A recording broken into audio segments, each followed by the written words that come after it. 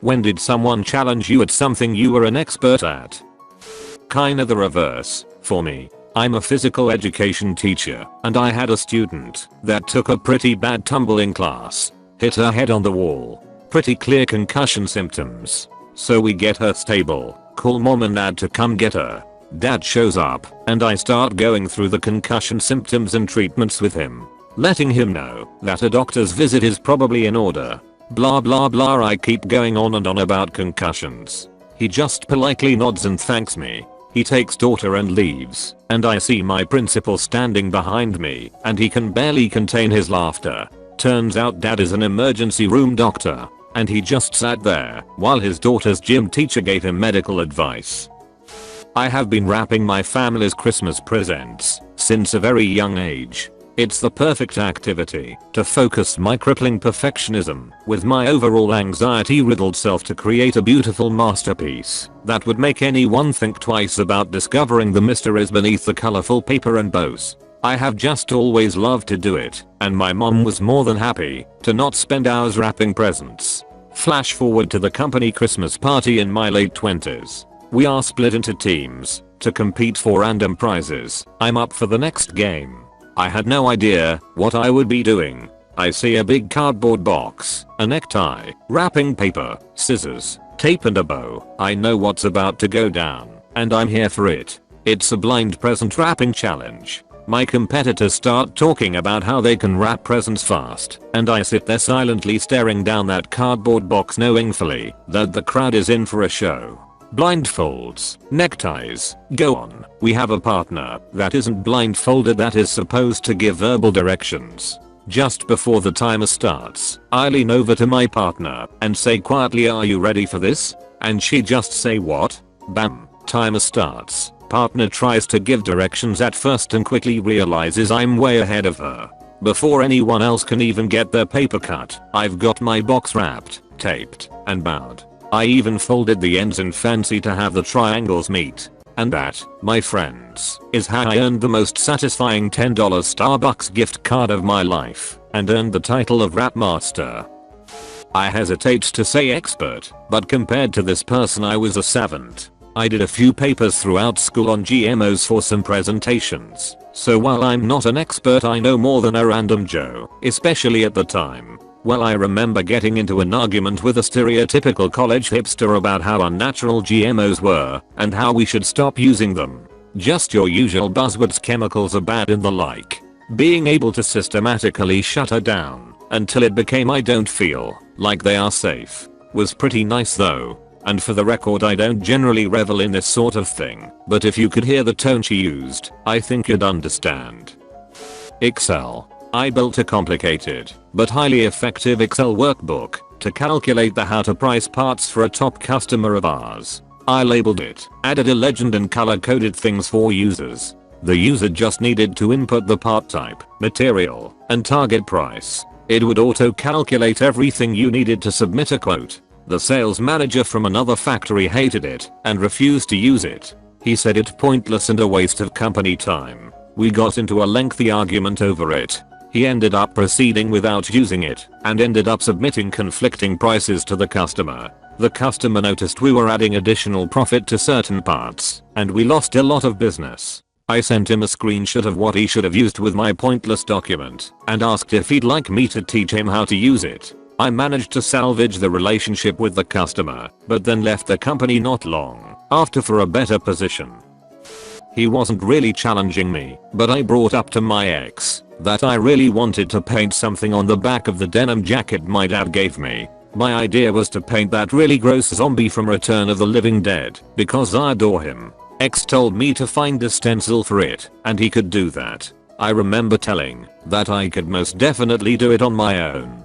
After all, I've been drawing and painting since I could hold a pencil. I wouldn't say I'm the most amazing artist, but I'm pretty decent at what I do. He, in a very patronizing tone, told me I should paint it on like a scrap piece of canvas first to make sure I can get it right. I explained to them that I already was planning on that. Obviously I wasn't just going to smear paint on my only denim jacket. So, I sat down and painted it on a small canvas, and it turned out even better than I could have imagined.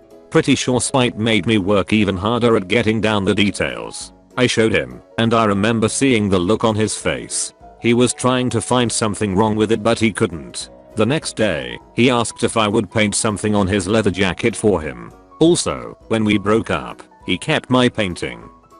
We lived in a non-English speaking country. I was in a restaurant with my, now, ex. It was a really hot day, and I sort of jokingly said I wanted warm water for a drink. I said it in English to him.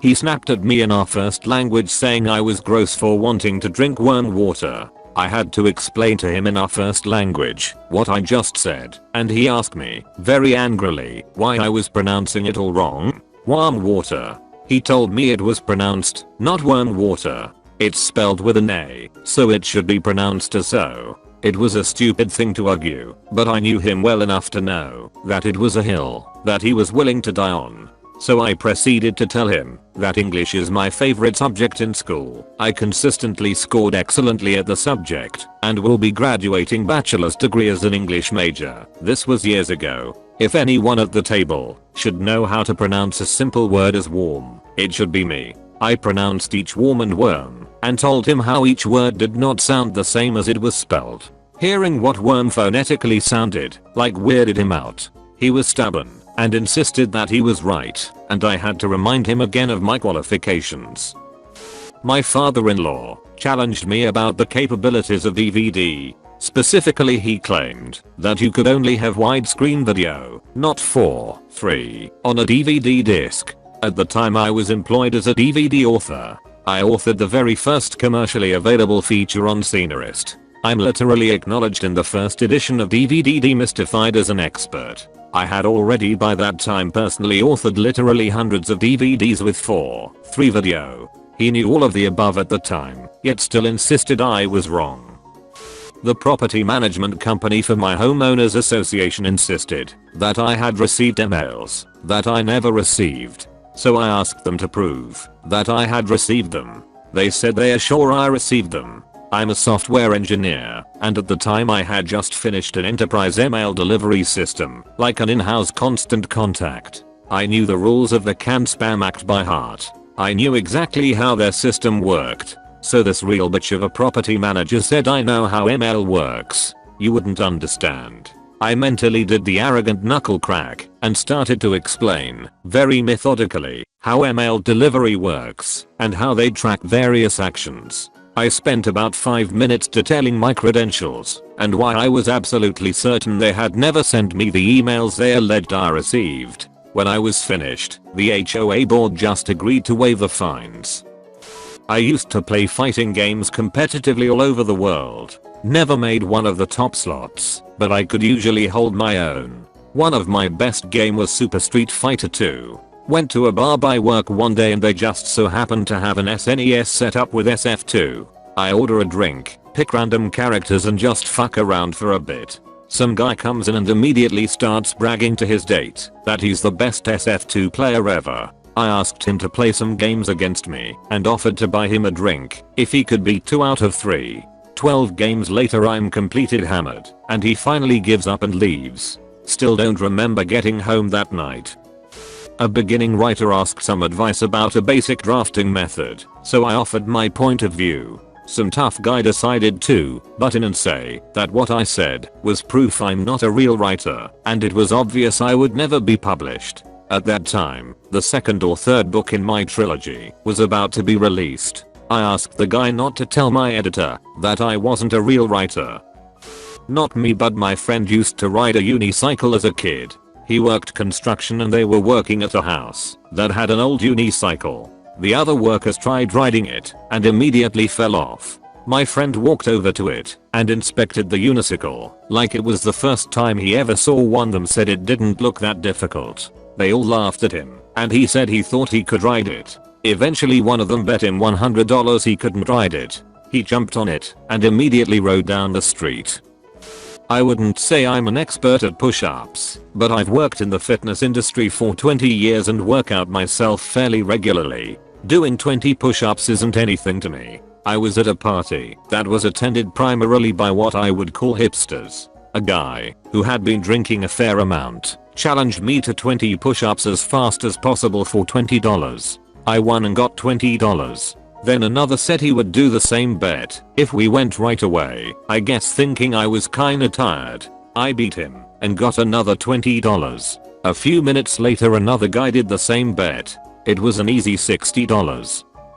Went to a couple's night once and the guy had wall-to-wall movies and framed posters in his basement. Super into it. Mentioned I used to be a movie nerd, but not so much anymore. He challenged us to a movie trivia board game, kinda in a condescending way, and I tried to politely decline, but my GF insisted we play. They went first, missed the question, then we rammed the table. Never heard from them again.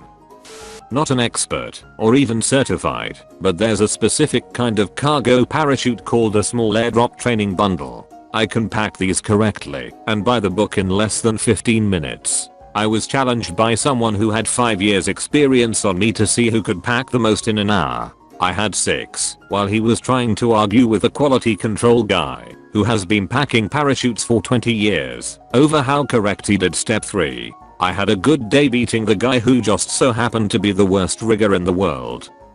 I'm going to date myself here, but I was in undergrad when the video game Halo was released. I never really played video games, but at the time I had a boyfriend, I'm a girl, who was really into it. We played a lot. Even went to some college-based tournament games and did well. Fast forward some years later, and my husband and I are at a house party. Someone turns on the Xbox and was looking for a 4th for Halo. My husband volunteers me. The guys were visibly not thrilled but played along. I wiped the floor with them. Eventually they decided to team up 3 against me. Still destroyed them.